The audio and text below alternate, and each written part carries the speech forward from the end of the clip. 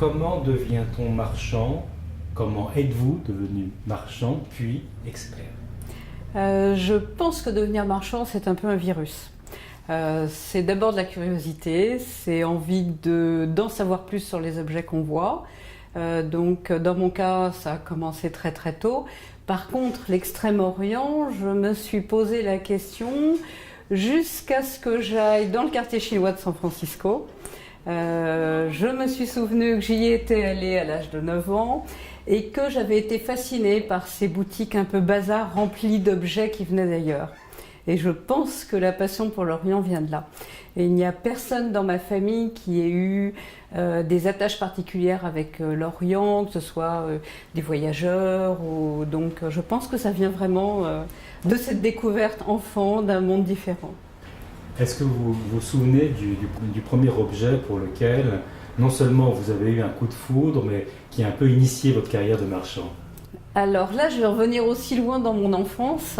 J'ai la double nationalité espagnole et vous savez qu'en Espagne, on utilise quand même fréquemment des éventails. Et je me souviens d'un bazar, donc là il y a encore le côté accumulation, un bazar où ma mère m'emmenait quand j'étais petite, mais là j'étais très petite, qui vendait des éventails qui devaient être en plastique je pense. Mais lorsque j'ai acheté le premier éventail de Canton, donc en lamelles d'ivoire, j'ai retrouvé le même son. Évidemment, la qualité était un peu supérieure, mais j'ai retrouvé ce plaisir d'associer un objet avec un son, avec quelque chose à voir. Donc, je pense que c'est un peu ça mon premier objet fétiche, on va dire. Donc, je peux vous montrer deux exemples. Par exemple, celui-ci, qui est un éventail dont la feuille a été peinte sur des plumes. La monture est en ivoire, puisqu'il y avait des ateliers d'ivoiriers très importants à Canton, avec une sculpture qui a été faite en double face. Et la feuille, elle, est peinte sur des plumes, avec probablement la même, enfin, qui est faite avec la même technique que les peintures sur moelle de tétrapanax, mais avec un liant à l'œuf pour que ça adhère sur les plumes. Donc là, c'est un bon exemple. Et puis un autre exemple qui est un petit peu plus ancien, puisque cet éventail-là est d'époque d'Aogong, donc vers 1830-1840. Cet éventail-là est lui de la fin du XVIIIe siècle. Le travail de l'ivoire est beaucoup plus fin, complètement ajouré, c'est une véritable dentelle. Et vous voyez qu'au centre, il y avait un cartouche qui était laissé vierge lorsque ça arrivait en Europe. Et en Europe, ils étaient peints soit avec des pseudo-armoiries, puisque c'était souvent un dais avec des initiales, ou bien avec, comme c'est ici le cas, une peinture dans l'esprit d'Angelica Kauffmann, puisque c'était une artiste très à la mode à l'époque. Qu'est-ce qui, pour vous, différencie le marchand de l'expert? La curiosité et l'envie d'aller plus loin. Le marchand peut être bien sûr curieux, on est obligatoirement curieux quand on fait ce métier, mais je pense que l'expert a envie de creuser même si l'objet est vendu. C'est-à-dire qu'un objet qui nous a interrogés, je pense qu'il reste quelque part dans notre tête. Et même si on l'a vendu sans avoir pu complètement le documenter, à un moment on tombe sur quelque chose de similaire, quelque chose qui va vous en apprendre plus et on est enchanté. On sépare un peu, je pense, quand on est expert, le côté purement commercial. On est vers un côté de recherche et je pense que c'est un petit peu ça la différence. Qu'est-ce qui a motivé votre décision de faire le salon d'objets d'art avec la chambre? Je trouve que c'est une excellente idée d'apporter dans le contexte actuel, par exemple dans l'art asiatique où il y a énormément de copies fabriquées en Chine, d'objets où on peut avoir des doutes. Je trouve que c'est une excellente idée d'apporter une compétence supplémentaire au service des collectionneurs qui peuvent être inquiets. Je crois qu'un salon où il y a des experts, les gens qui vont venir sur ce salon vont venir, on l'espère, pour acheter, mais vont venir aussi pour apprendre, vont venir pour découvrir, vont venir pour voir quelque chose d'un petit peu plus documenté, un petit peu comme, sans prétention, hein, mais un petit peu comme un musée où on pourrait manipuler les objets et où en plus on aurait quelqu'un pour s'occuper de vous, pour vous conseiller. Et je pense que c'est une très bonne idée. C'est important pour vous de partager votre connaissance, votre passion? Pour moi, c'est la base. Je pense que ce métier sans transmission n'a pas beaucoup d'intérêt. Évidemment, on peut toujours écrire des ouvrages, mais ça va être des tirages limités si le sujet est très pointu. La transmission, elle peut se faire vraiment au quotidien, et je pense que cette transmission est très importante. Faire partager la découverte, mais faire partager aussi ce qu'on apprend, transmettre pas seulement l'objet, pas seulement le patrimoine, mais transmettre la connaissance pour en plus la faire avancer au fil des générations.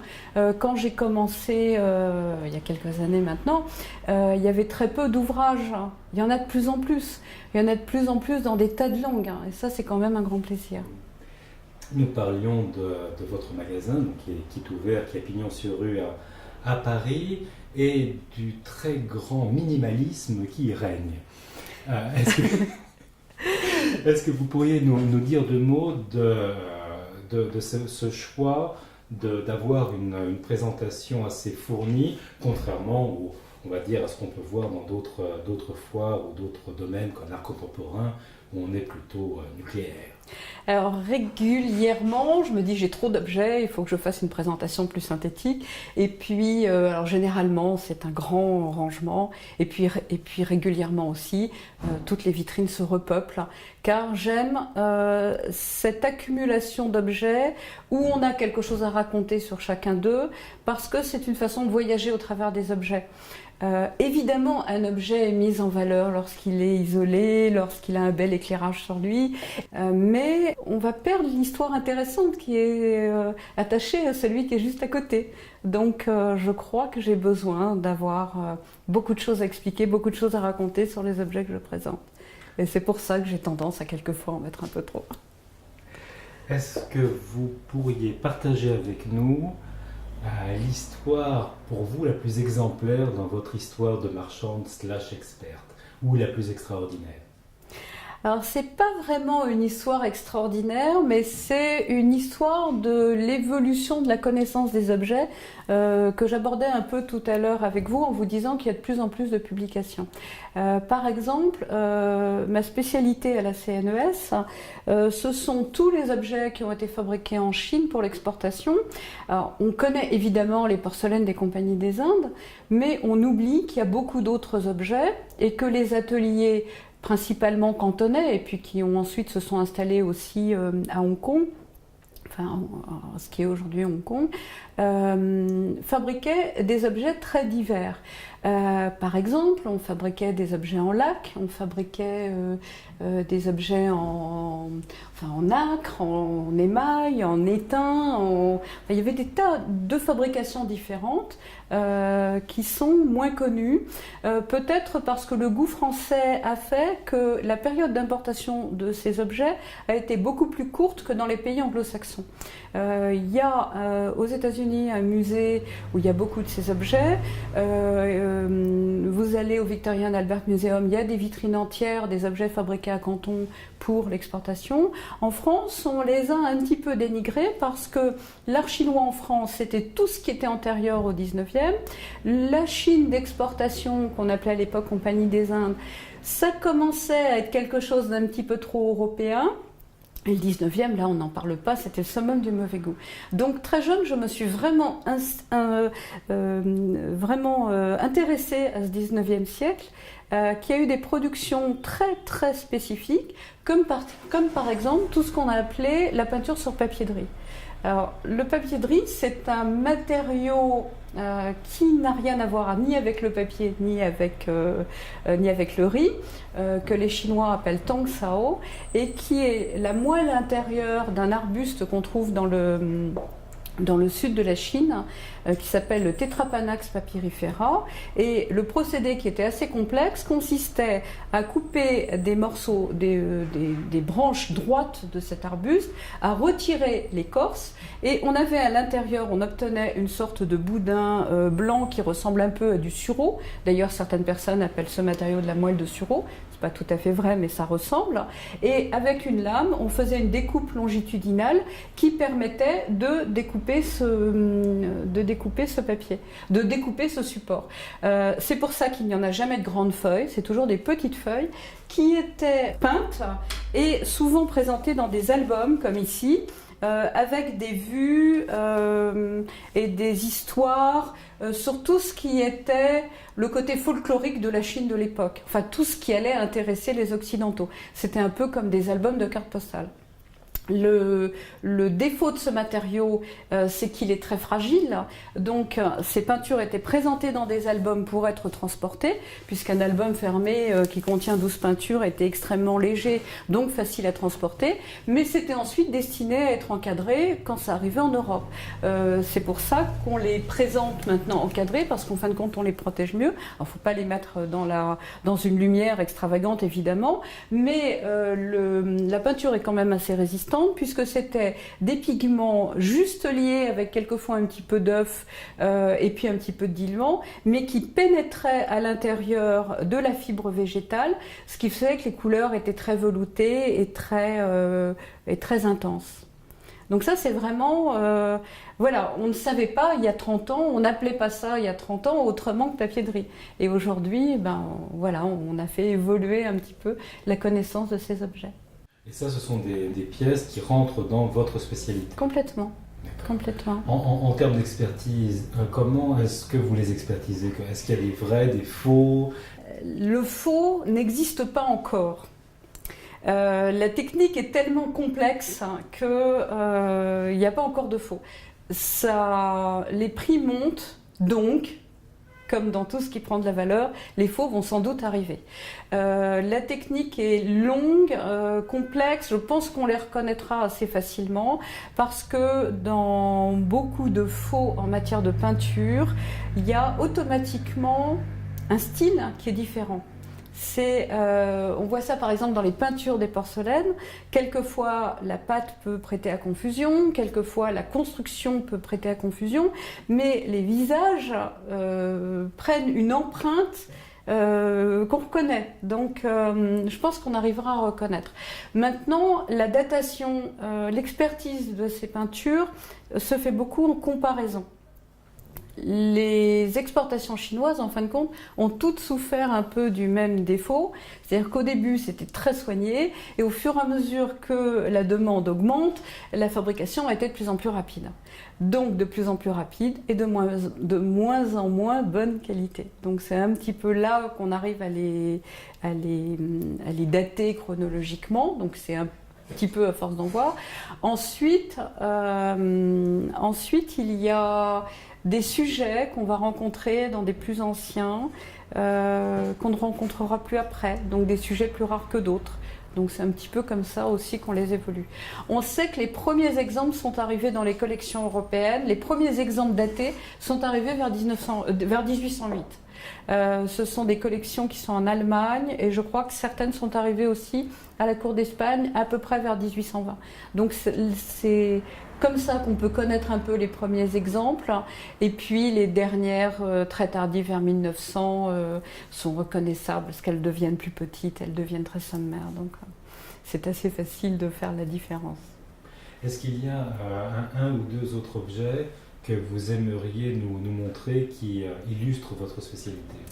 Alors j'ai, comme vous l'avez compris tout à l'heure, un grand intérêt pour tout ce qui est éventail, parce que les éventails à Canton sont vraiment très variés et représentent bien tous les savoir-faire de Canton. Puisque vous aviez des éventails de type brisé, c'est-à-dire plusieurs lamelles, ou des éventails à feuilles avec une monture. Les éventails de type brisé ou les montures faisaient appel à des ateliers d'ivoiriers. Ils pouvaient être aussi en bois de santal, ils pouvaient être en argent filigrané, ils pouvaient être en écaille, ils pouvaient être en bambou laqué.